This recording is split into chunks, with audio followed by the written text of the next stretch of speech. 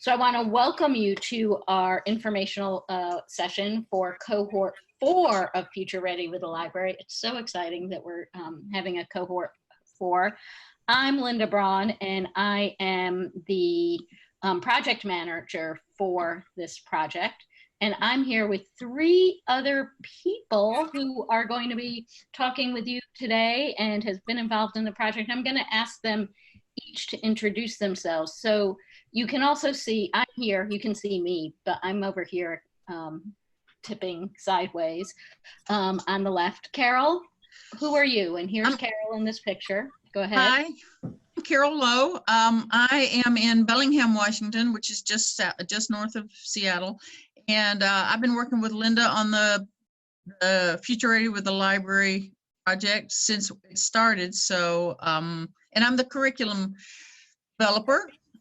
So welcome everyone. Glad you're here. And Allison is at the bottom of the screen, across a few to the right of Carol. Allison, tell us who you are. I am Allison Shimmick. I am the director of the Fayette Public Library, Museum, and Archives in LaGrange, Texas, which is kind of located in central Texas in between Austin and Houston. And we have a service population of about 4,700. So we are small and rural, and I was part of Cohort 2 for Future Ready with the Library. And now you are? And now I am a coach and working with members of Cohort 3 as they go through the process. So I'm very excited to be involved again and excited that you all are here. Great, thank you. And Todd is in the back in this picture, actually sort of diagonally back from Allison. Todd, introduce yourself. My name is Todd Deck. I am the county librarian for the Tehama County Library System. It's in Northern California, about 2.5 hours north of Sacramento. We have a service population of around 60,000. We are very rural, and I was part of Cohort 2, and now I'm coaching some Cohort 3 members. Yes, thank you. So all of this group will be chatting with you today. And again, feel free to continue to write in the chat if you have questions as we go along, if you just have a thought as we go along. This is our agenda, and so we're in the welcome and the introductions. I'm going to end the overview. We're going to talk about what is this thing we call Future Ready with the Library. And then Carol's going to talk about that. And then we're going to have Allison and Todd talk a bit about what they've been doing, because they have the examples from real people doing this work are spectacular. And then we're going to continue and talk about how what's the word I want? The really important components of this project that we really want everyone to be aware of. Well, to watch a webinar. Oh, wait, somebody's talking. I'm gonna mute whoever that is, maybe.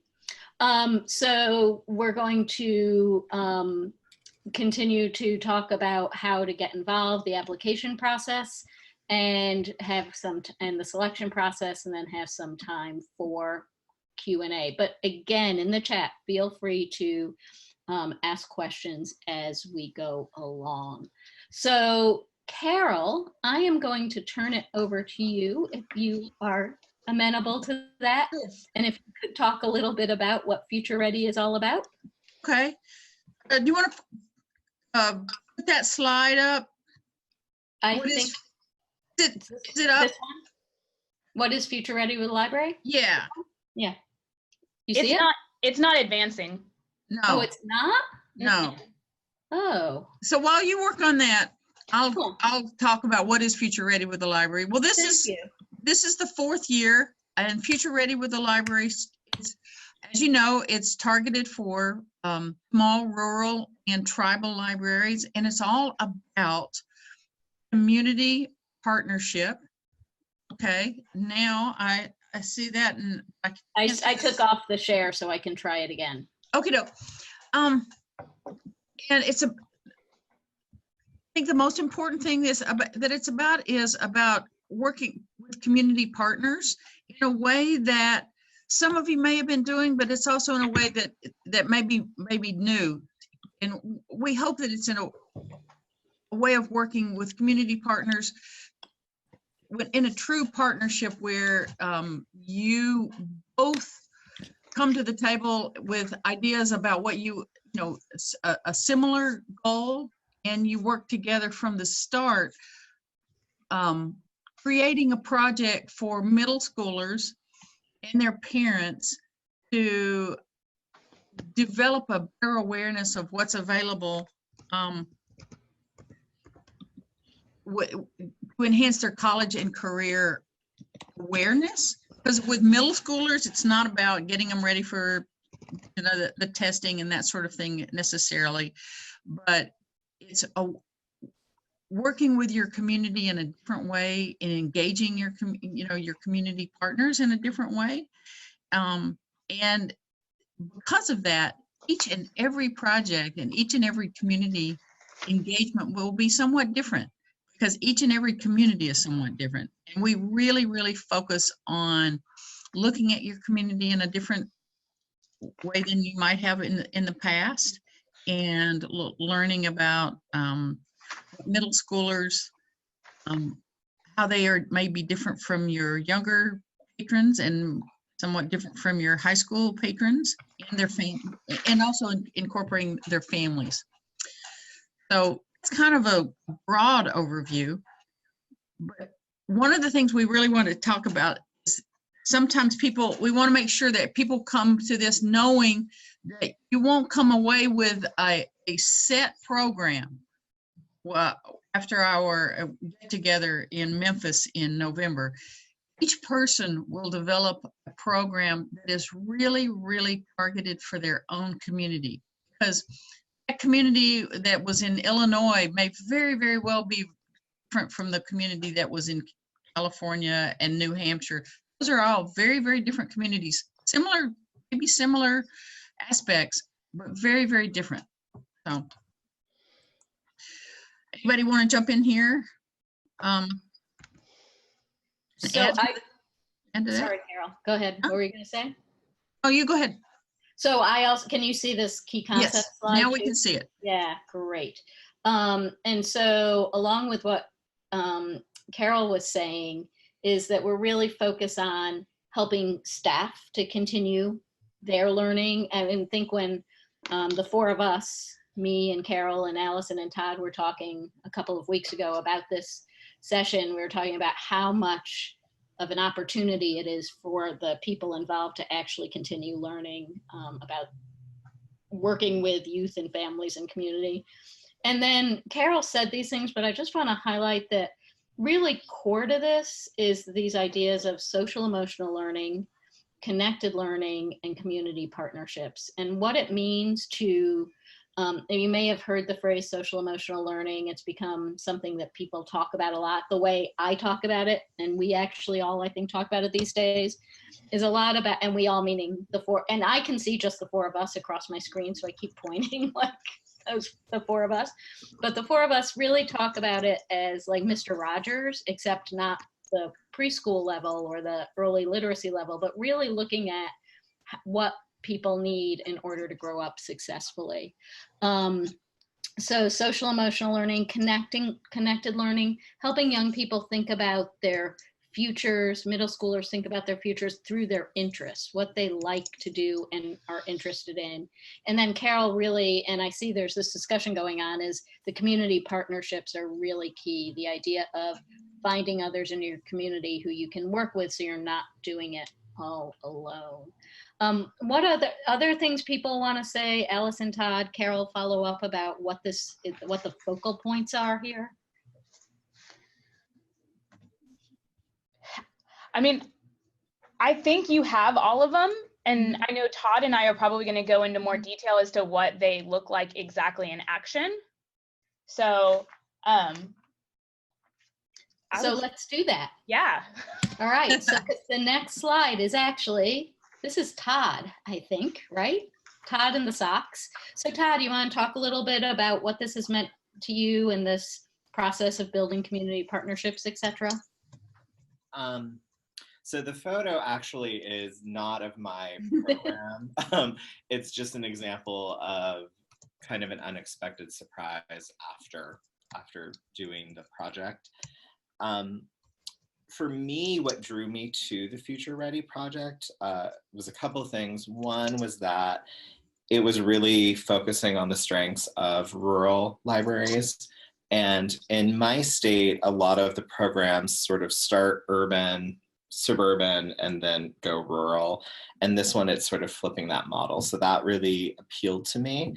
The big thing was really working through the process of looking at your community with new eyes and fresh eyes. And this is really an environment where you are constantly kind of revisiting that concept. So for me, looking at my community with new eyes, it really helped form my project overall. And an example of that would be when I would be at like my local Starbucks or just different stores, I would notice that in my community, a lot of the people that were doing that type of service work were actually older. They were not teenagers. And my background was really expecting that to be more of a role of a teenager. And so that kind of was my first looking at it with a fresh perspective and then exploring that concept or that question. The community engagement piece is also a really important and critical factor. And what happens with the community engagement is that you can walk away leaving Memphis with, I've got my community partner and I've got my idea.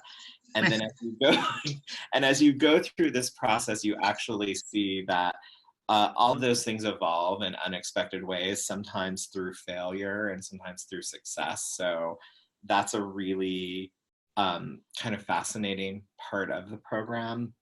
And then the assessment, the engagement, and the project. So all of those kind of spin together. And then the photo with the socks is that kind of before I did this Future Ready project, I approached outreach and community engagement with, I'm going to go to a community partner with my idea of what the needs are. And this is an example of, I'd wanted to work with our local homeless shelter for quite some time. And before that, before Future Ready, I really would have gone to them and said, I have this idea, I want to do this and work with me.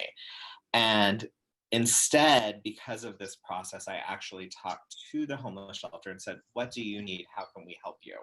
And they said, well, we actually need socks during the winter time. And I said, okay, well, we have a big fine issue in my community. I'm sure all of us do. Let's do a donate socks and we'll forgive your fines program. And so we were able to raise over 3,000 pairs of socks for our community. So that's kind of the gist of it for me with my perspective on it. Yeah. Any questions? Oh. My boy. Oh, can you hear me? No. Now I could hear you okay, throughout all that. So it might be specific. Sometimes the Wi-Fi in a particular setting can be problematic for the audio. But I do think that I just want to say I think that's a great example, Todd, of sometimes one of the things that we have always done in the past is go to partners and say, hey, we have this great idea that the library would like to do. And this program is a lot about going to your community partner and saying, what is it you need? And your sock program is a perfect example of that. You didn't know they needed socks, but they did. And to combine sock donation and fine reduction, beautiful example. Thank you, Todd. Allison, what do you have to tell us? Well, I was just going to talk a little bit about what the process is like in the beginning. When I came away, we were in Denver. So we left Denver and one of my goals was to really just start meeting with people in the community to kind of do that assessment that Todd was talking about and try and figure out what services for youth existed in the community already. And I was coming from a library that really had never in its history offered services of any kind for tweens or teens. So this was really uncharted territory for me. And so I really wanted to make sure I met with anyone and everyone that worked with youth in our community, as well as people that employed youth in our community. So I really started sitting down and I did kind of one-on-one meetings. And I just sat down and I briefly mentioned the project, but I wasn't necessarily searching for a community partner or anything like that. I just wanted to know what they were doing for the community. So I asked what their concerns were, what their hopes were for middle schoolers in our community. And so I got a lot of feedback from that. And I got a lot of feedback as to what they felt the community was lacking as far as services for that age group. I then kind of moved on to start to talk to some of the employers in our community and talk about what they saw as concerns when they onboard and hire, what are the most difficult jobs for them to fill. And I tried to look at what some of the concerns are from businesses and employers in our community. And so I did a lot of meeting one-on-one and learned a lot. And then what this picture is of is actually an activity that Carol gave to us early on in the process. And that is one of the ways that this process really works is Carol will give you amazing literature and activities and videos. And one of those was this snowball activity. And we really asked the teens, what types of hobbies or what they are passionate about. And it was a way, I did it really early on, and it was one of the ways that I interacted with teens at first to maybe try and learn about what some of their hobbies are, what some of their, what they like to do outside of school. And so that was really helpful for me, especially since we did not really offer, the teens weren't coming in the library right now. So I had to go out and I had to do this at the high school. I did this activity with our community theater that had some young adults in the plays that they were doing. So I really had to go out and go to where they were and have those conversations there. It's really about finding the gaps. So the process really helps you start to think about middle schoolers in a different way and what is lacking and how maybe you can find something as far as college and career awareness, as far as social emotional learning and providing those opportunities that aren't currently happening. And it also helps you look for assets in your community. Again, Carol will give you amazing activities to help you identify some of the assets that you may have not seen. And as Todd said, looking at your community with new eyes, you may think, oh, my community only has a post office. My community only has a prison. These are all statements from people that have participated in this project before that have very small communities, and maybe just taking a step back and looking at, okay, maybe I only have this, but let me go sit down and talk to that person. So it's about being flexible and open-minded. And I know we talk about partnerships, and I was going to mention this, Linda, I was in a webinar the other day, and instead of the word partners, they use collaborators. Oh, and yeah. I thought that was a perfect thing. You're really going to try to find people in your community that are going to help be a collaborator. And again, you can't do this alone. It's, as Todd says, it's changed the way I work. It's changed the way I interact with people in the community. It's changed the questions I ask people. And it's really developed a strong sense of relationships with people I probably would have never thought could be a partner or a collaborator. That's awesome. You just also made me think of something else, Allison, that we'll talk about in a minute, but it's a collaborator with your community, but it's also a collaborator with the Future Ready with the Library community, right? Yeah, because we have a community of practice, and people post what they're working on, they ask questions, they vent a little bit about things that are not going so well, they cheer their successes. And it's so you get a chance to collaborate in your community, but you also get a chance to collaborate with your cohort fellows. Anything else about the actual process and the projects that you've worked on, Allison and Todd? I think the only other thing I would add to it is, as a rural librarian, it can sometimes be an isolating experience. And another really valuable and kind of unexpected thing is this sense of a community that you actually have some other colleagues from all throughout the country.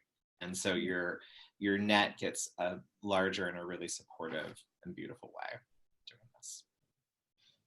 Absolutely. And Allison and Todd are going to be coaches next year, I believe. So these two faces, if you do end up participating, will be, well, all of us are the faces you will see next year or later this year if you end up participating. Carol, anything specific about their projects or other projects that people have worked on you want to add? Well, I think we'll talk about a little bit more, but you know, we have monthly activities that Allison and Todd both refer to. We have community of practice where people are always communicating with one another. We also have a team structure where each of the coaches, myself and Linda, we have worked with the team. So we work in small groups, we work with the whole cohort. And in some cases, we work with cohorts in the past. We bring them in and talk about what they've done.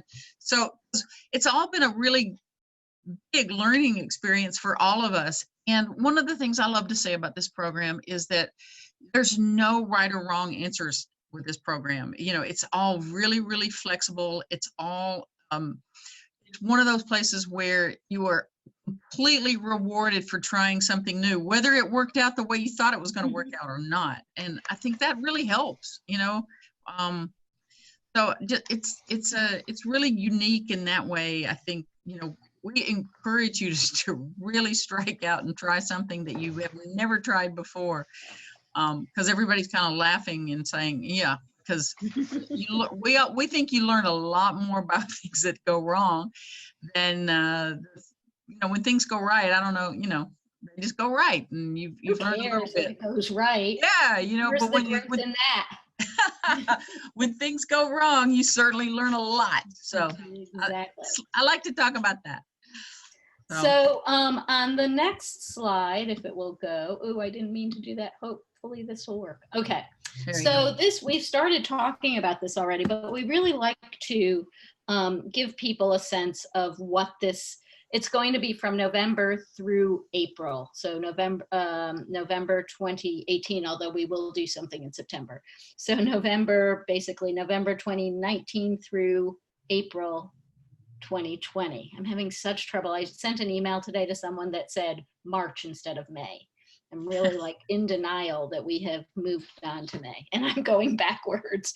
Anyway, so once you've applied, and if you're selected, the first step that you do is participate in a virtual meeting using Zoom, where you get to know the others in the cohort, and we get to start talking with each other about what the project is.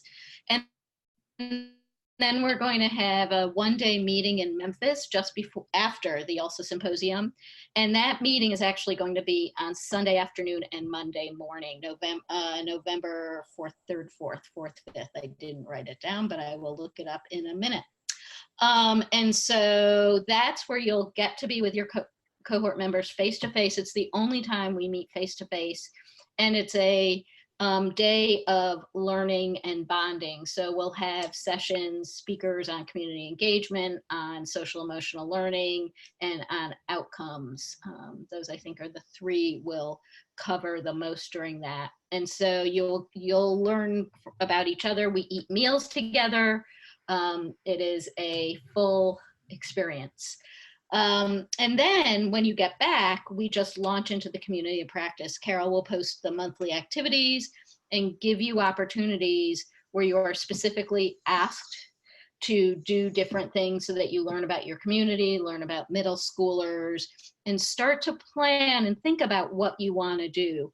One of the things no one has said specifically yet that I want to make sure to say, and it's come across in a few different things, is we are not asking you to either Carol said this a little bit before, either leave Memphis with a project in hand or have a project during your first 6 months done and wrapped up, or even know what it is. What we want you to do is just go out and learn. And so then by the end of April of 2020, we'd like you to have a community partner and an idea for a project. You don't have to implement it, and it can just be an idea. I talked to someone today who's in the 3rd cohort who has we're 6 months in, and she's just like, oh, I have it. I think I know what we're going to do, because it took her that long to talk to people and to build the relationships. So those monthly activities are going to help you to do that, along with, we do Zooms every month. We'll do one a month where we have some guest speakers sometimes. We have people present on what they're working on. And then we also ask people to post on the community of practice on a regular basis. And that's, I don't know how difficult that is. I mean, it's difficult perhaps in terms of time, but in terms of what you get back, I think it's not difficult at all, because people really are supportive of each other that way. You interact with us. We check in with our teams on a regular basis to find out how things are going, have Zooms and emails and things like that. And then it says develop a service that supports college and career awareness for middle schoolers.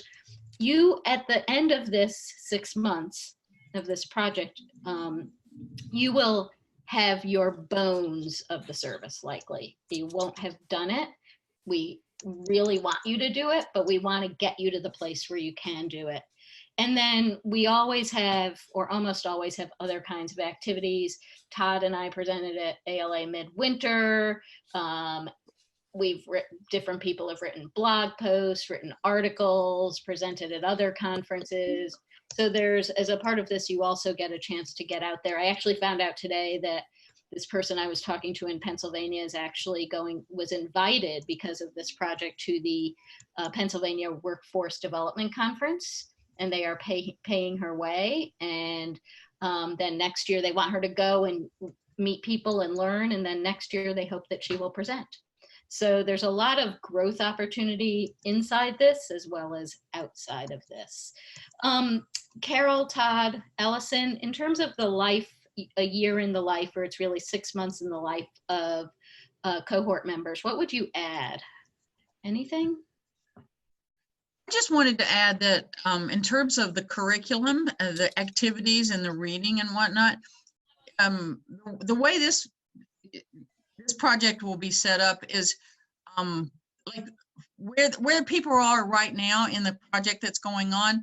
You will get most of the curriculum and activities and reading, because it's kind of heavy in the front end.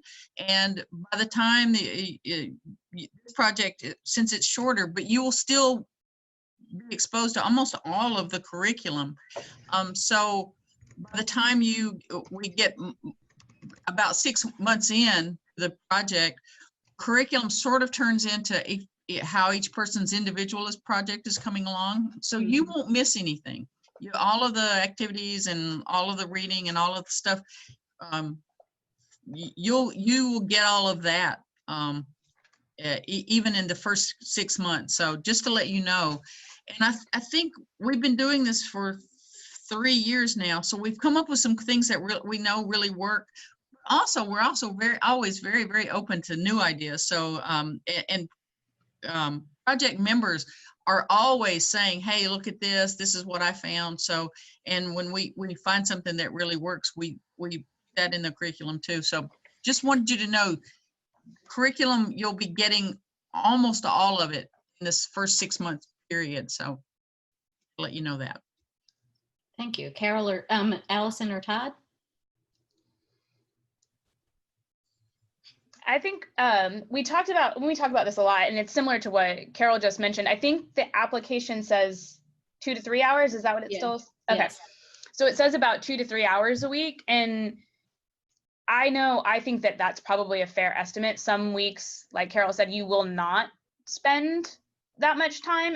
And then other weeks, maybe when you're really getting out in your community a lot and having meetings with community members or setting up events to have community conversations, you may spend more time than that, but I think that a 2 to 3 hour estimate is fair. Todd, anything? Yeah, I think the time estimate is correct. I think one thing to think about too is if you want to do this project, really start talking with your supervisor about stepping outside of the library and what that means, carving out that time for it, because a lot of this is, if you're looking at your community with new eyes. Yeah.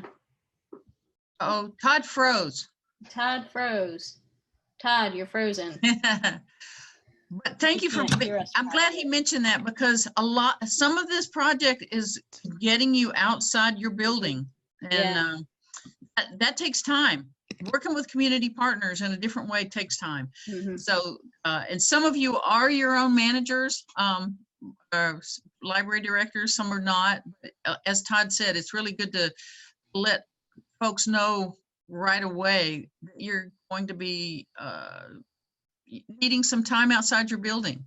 That's very, very different for everyone. Some of you you're the only person there, or you may be the only librarian there. So it's good to start communicating with your staff and your managers, whoever they are. Absolutely. So did we lose Todd? I don't see him anymore. I think he left. Oh, but he there he is. He's back. Sorry. That's okay. So you were mid-sentence. I don't know. We just carried on, for you. Anything you want to add? I think stepping outside of the library is amazing, but sometimes it requires a bigger conversation with your coworkers and supervisors. So. Absolutely. Thank you, Todd. And I also want to say that one of the other things that's really great about this project and right here, right now, is that we do get to know each other, and we've developed like an informal way. Like I think we're pretty comfortable with each other, and that goes back to what Todd, I think, was saying about, having that community of people. You end up in a rural community, you're often like this one person very much focused on your work, and you don't get to see the rest of the world. There are some bonding experiences between cohort members that are really quite strong and powerful, and friendships. And so I'm just looking at you, Allison, that Allison and two of the other people in cohort 2, like, just really bonded. And I've never seen anything like it. I have a few new BFFs. Yeah. But I think that even in the bonding experience too, when we were in Salt Lake City, Todd and I went and saw, a bunch of us went and saw a movie, and it was just, it's a good bonding experience because you will make connections with people for this project, but also outside of this project.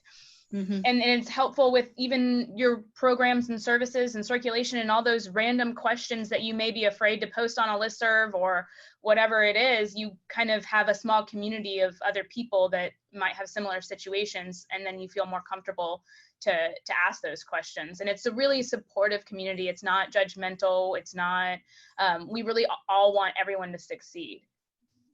Absolutely. Thank you. So if you decide to apply, the application process is pretty, I think, easy is not the right word, but clear, the application form. And really, we want, in that application form, we want to get a sense that you have the capacity to do the work. Because one of the things Carol and I think, Carol, I'm speaking for you, but one of the things we've learned since the first year is the biggest challenge is helping people understand that at this moment, 2 to 3 hours a week on average might not seem like a lot, but when you get into it, it ends up being quite intense, deep. Like, I don't know what it's not intense, it's not deep, what is it? It's consuming. Yes. Consuming is a very good word. Yeah, it's consuming. But in a good way. Right. I mean, not in a smothering way. Right, but people, Allison and this person I talked to today, people say, hello, doggy, often say, it's all right, often say that it changes the way, because of the consuming nature, it changes the way Todd actually and Allison, I think both have said this already, the way they think about their work, the way they talk about it. So it's a capacity to do the work that is ours, but also I would say brain power and intentionality and just focus. So just keep that in mind. And I don't want to dissuade anyone, but I think that's one of at least mine and maybe Carol's biggest takeaways is what we mean by capacity to do the work for this. We want you to focus on your community and literally focus on your community. I was at a training workshop I attended 2 weeks ago, and someone there said, we want you to talk about you. We don't want to hear stories about people you know. We want you to talk about you and your experience. And I thought, oh, that's really interesting when you're doing a training, because it is easy to say, hey, this person I work with, this happened to them. So the same thing is true here, is that we want you to focus on your community, not Allison's community or Todd's community or Carol's community, but who the youth are in your community. And there are things you can take from other people, but it's really what you need in your community. Capacity, I just keep saying because that is so important. Flexibility, we are looking for people who are flexible, because projects, you may come up with one idea. It's going on in the community practice right now. Someone had this concept and it all fell apart. And so now they have to start again or think or rethink what they were going to do. So it's not a process where it's like 1, 2, 3. And that goes to the comfort with ambiguity as well. This is something we've learned quite a bit about, but in the first year, which we should have called a pilot cohort, Carol, and not just cohort 1, but the pilot cohort, we were finishing up our face-to-face training, and someone said, where's the program you're going to give us? And we realized, basically they did, and we realized that although we had said,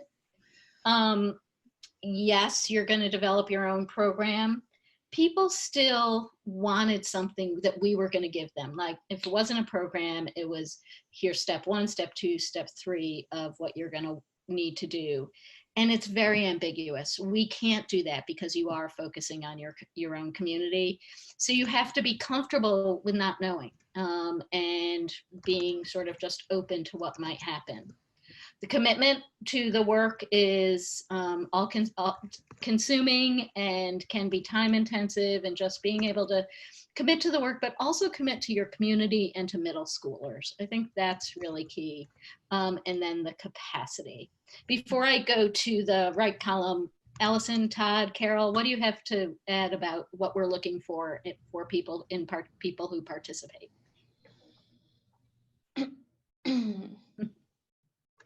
Well, flexibility too. I'm sorry, I was trying to answer Jennifer's question too. So right, we do, yeah.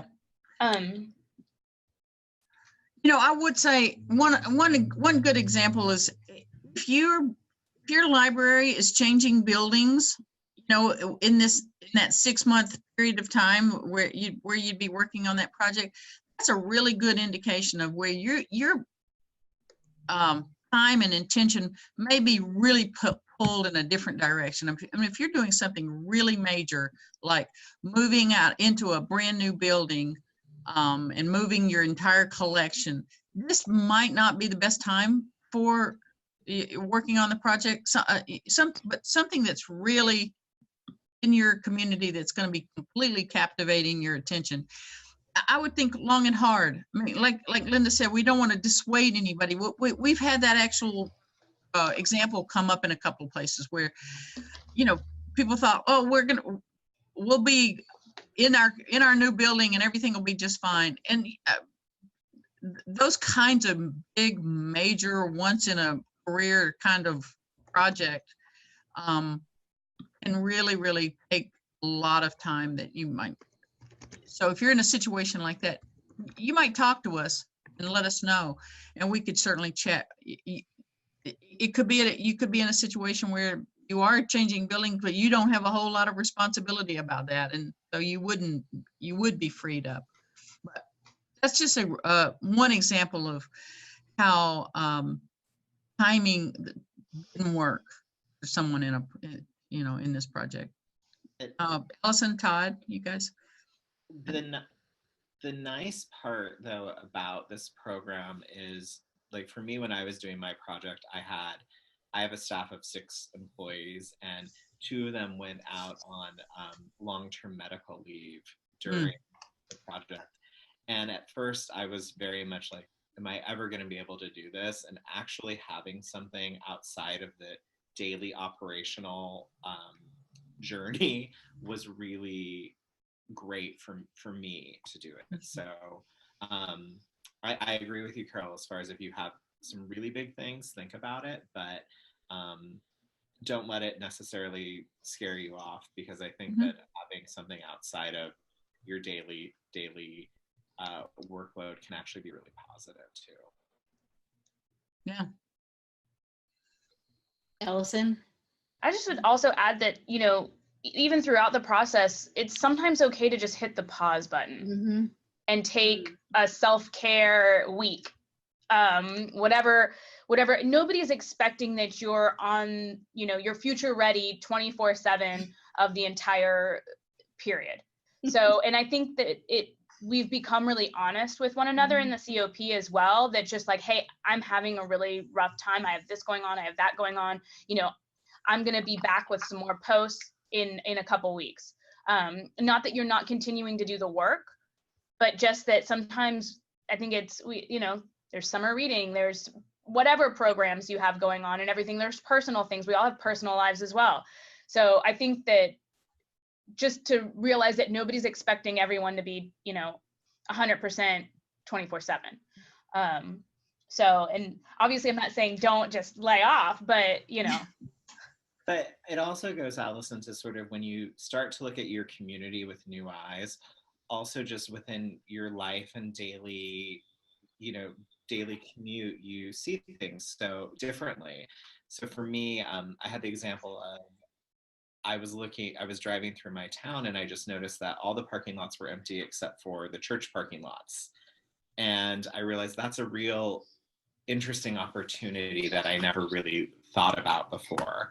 And so that's not during my work time, but it's just that thing that you kind of record and go, okay, let's explore this a little bit later.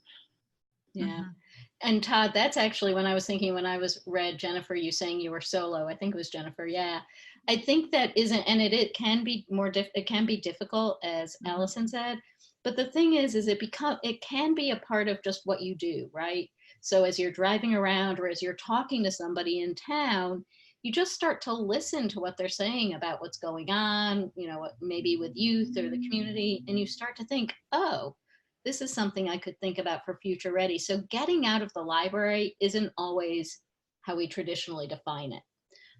So to think about that as a way to do it. And then also thinking about the people you have in the community who could volunteer, and you could have people go out and listen for you or with you.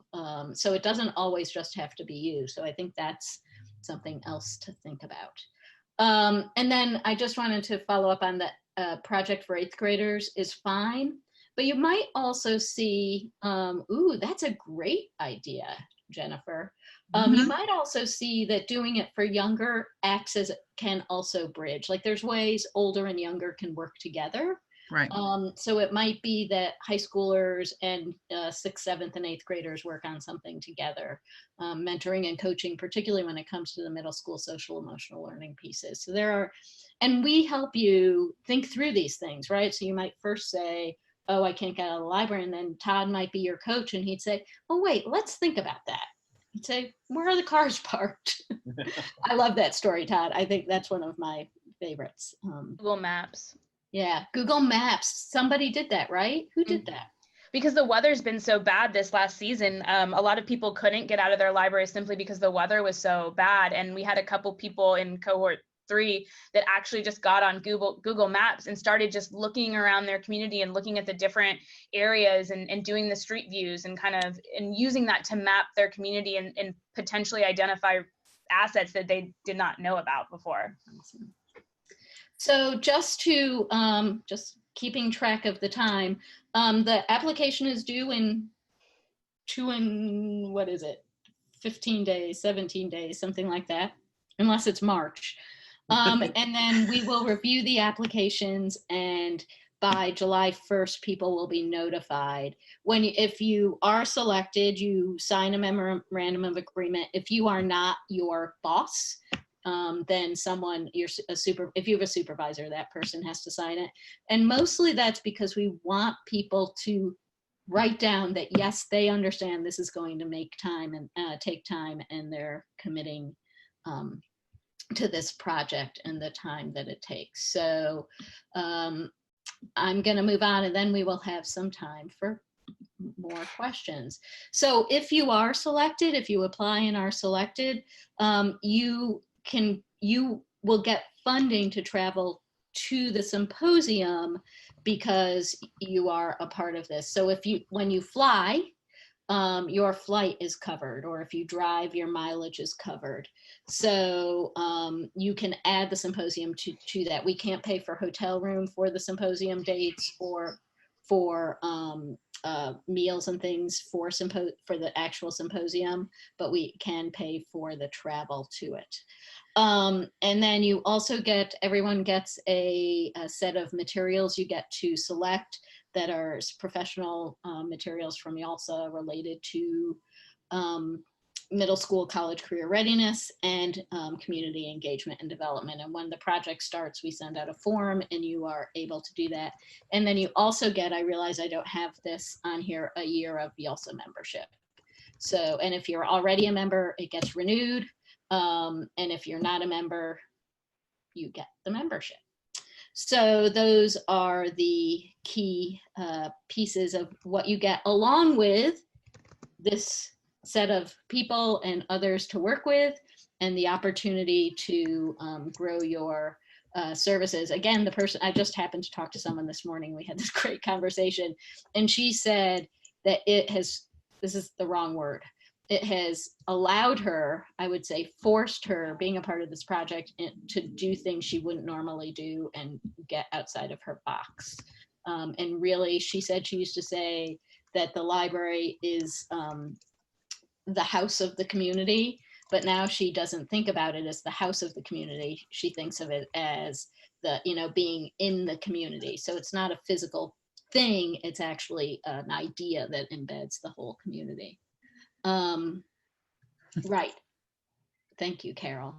Yeah. So the next, I see we both said answer the same thing each time. Yeah, and actually that's interesting too, because at the beginning, the first time we talked about having the first pilot cohort, we talked about having people tell us who they would partner with when they applied. And then we thought, no, that you don't know until you come learn. So what questions, no, it doesn't ask you for that. It just asks you for an example of something you've done in the past that is community focused. But questions about the project, the application, next steps, etc.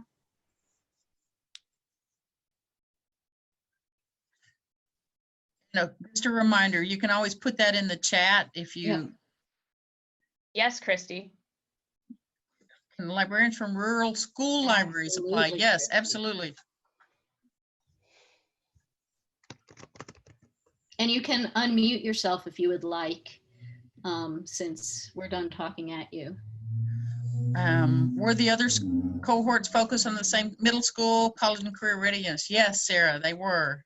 I'm just reading that out loud just in case somebody can't see the chat for some reason. Thank you, Carol. But that's been really interesting for Christy's question is, as a public librarian, to be able to engage and talk with school librarians that are rural has been really a very helpful thing and very fascinating experience, hearing from our perspective. So it's definitely a mixture of both public and school. And that speaks to Jennifer's question. The application be a joint project between a school and public library. I might be able to get my school library to participate in this project with me.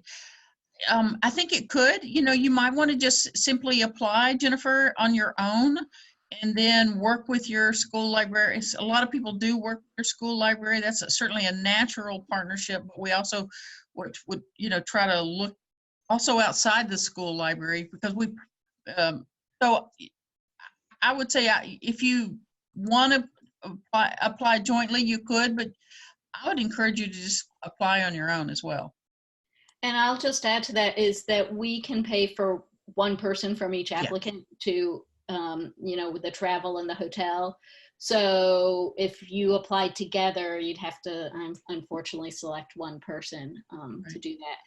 And Kathy, we say that so for that, it's okay to apply, but you should apply for one branch and not the whole system, because then it becomes too large. So does that make sense? So have one person from the branch and you can bring it to the other branches, but just like the school public library, just have one person. How many people in this cohort, in cohort 3? 20? About? Well, she said the cohort. How many people are we taking? Oh, for this one? For this coming cohort. We're looking at this time, we're going a little bit smaller than the others, so it's probably about 15. But we'll see what happens. It always changes a little bit when we get the applications, because we want to have people. What else? Anything else? I was just going to add, and I know we kind of touched on this, but we have probably librarians of all that serve all different populations, have all different size staffs, have all different I mean, so if you're thinking, oh well, I don't have that or I don't have this, we've had solo librarians, we've had school librarians, we've had tribal librarians, we've had part-time librarians. Yeah, we've had volunteer librarians. So it's, I mean, there are all different types. It takes all kinds of kinds. Well, and I just stopped sharing my screen because I realized I could show the map we have of all the different cohorts. Right. So you can see where around the country we are. I love this. That we, you know, we see all of the different places. I'm just going to throw this out there. People could in the chat. Are there any tribal librarians here today? Anybody who works with specific tribes? We're not seeing the map yet. No, I haven't gotten there yet. Right. And as Allison said, are there any other questions that people would like to shout out or put on the? It's just my computer is being very slow. Sorry. Okay. I think one of the absolute best things about this whole project is you do get to interact with people who are in really similar but very different circumstances.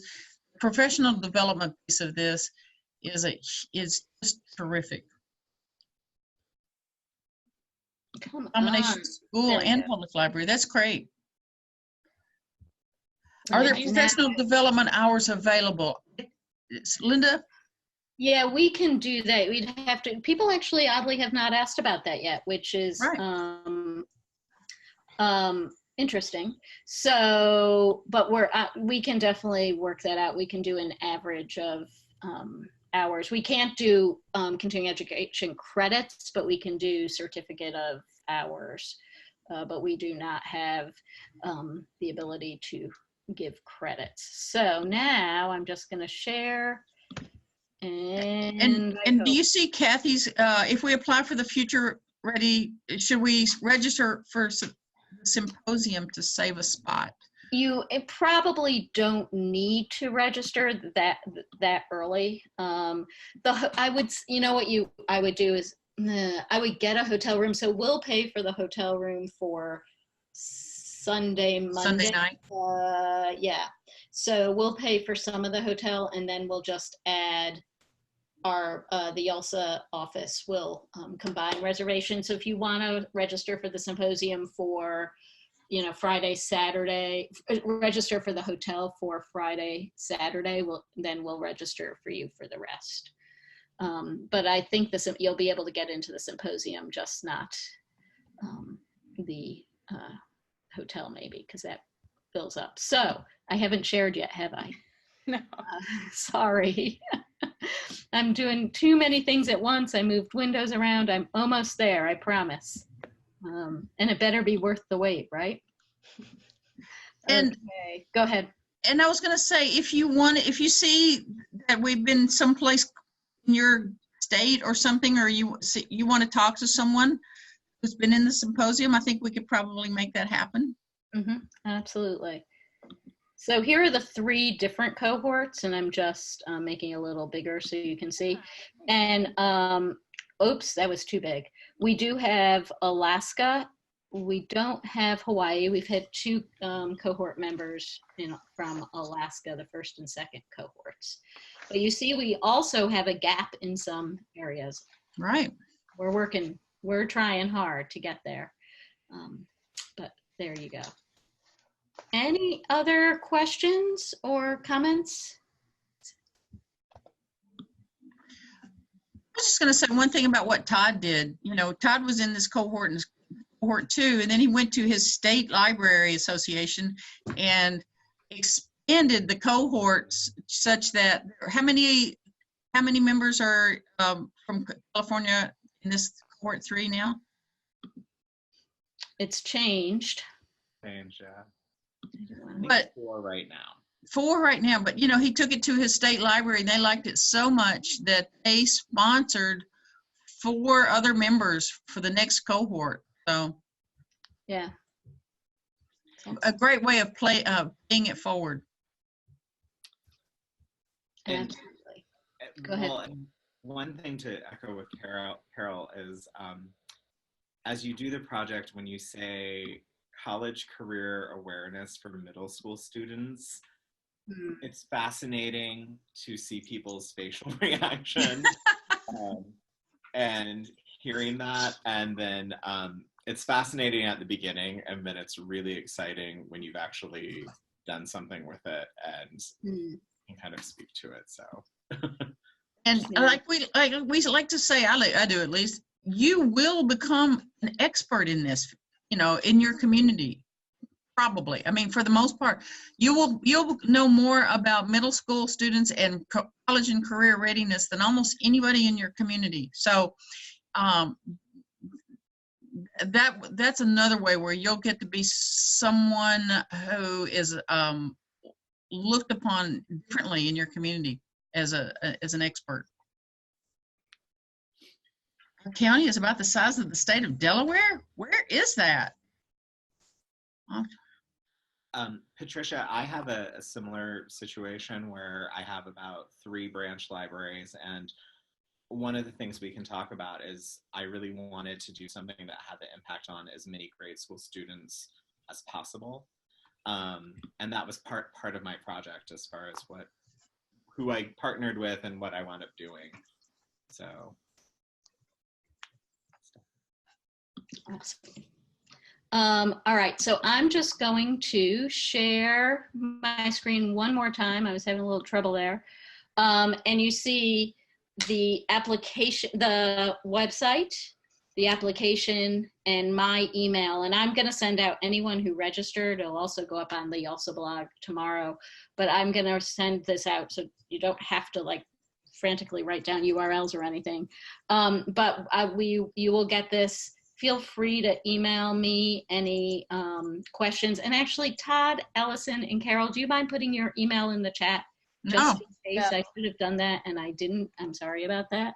And I'm sorry, Linda, really quickly, I just realized, did we say specifically, in case somebody hasn't looked at the application yet, what is it 20,000, what is the population?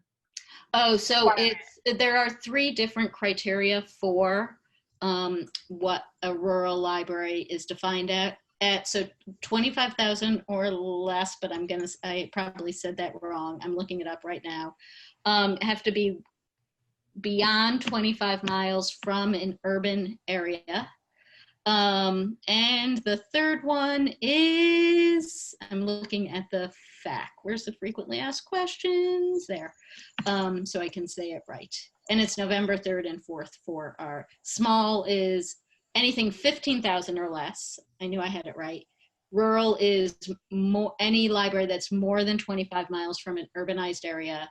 And tribal is any library established on an Indian nation or public library on tribal lands. So you don't have to hit them all. it's less than 15,000 service area or more than 25 miles from an urbanized area. And if you have questions about any of that, please contact. Linda's always the great person to contact, but you can contact any of us and we can field the questions for you. So thank you all. We're a minute over, but thank you all. Thanks for coming. Todd, Allison, and Carol for continuing to do all this awesome work. Couldn't do it without you. And if you have any questions, like we said, let us know. And also hope to see your application in 19 days or so, 18 days. Bye, everybody. Bye.